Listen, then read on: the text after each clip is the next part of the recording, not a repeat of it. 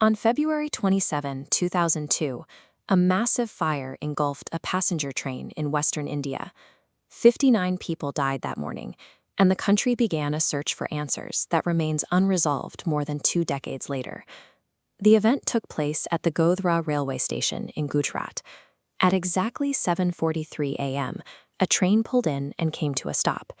The Sabarmati Express carried hundreds of Hindu pilgrims, similar to the group seen here, returning home after completing prayers in Ayodhya.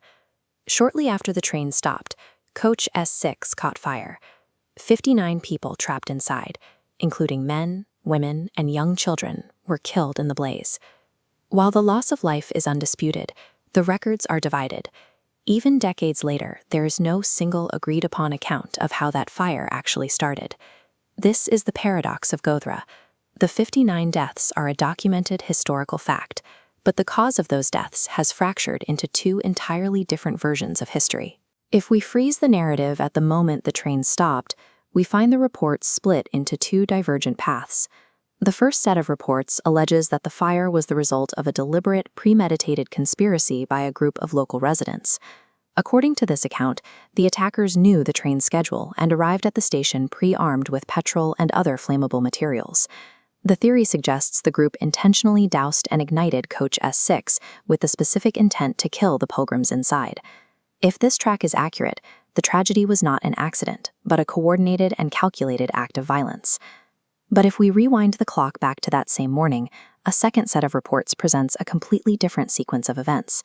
In this version, the stop begins as a routine arrival, but an argument breaks out on the platform between passengers and local station vendors. The dispute quickly drew in a larger crowd from the nearby village. Within minutes, the station was a scene of chaos and intense stone pelting. Under this theory, the fire was a chaotic byproduct of the escalating clash, an unplanned ignition that occurred in the heat of a violent mob conflict. This track contrasts sharply with the first. It frames the tragedy as a localized conflict that spiraled out of control, shifting the assignment of intent from a planned attack to a spontaneous riot. These contradictory reports have left the public with an incomplete understanding of the event, even as the timeline moves further away from that morning. The Indian legal system has attempted to provide a final answer. A trial court eventually convicted 31 people for their roles in the train burning. However, the legal process is still active.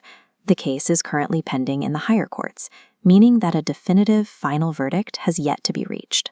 In the absence of a final legal resolution, society has used media to process the event, with films like the Sabarmati Report attempting to fill the informational void.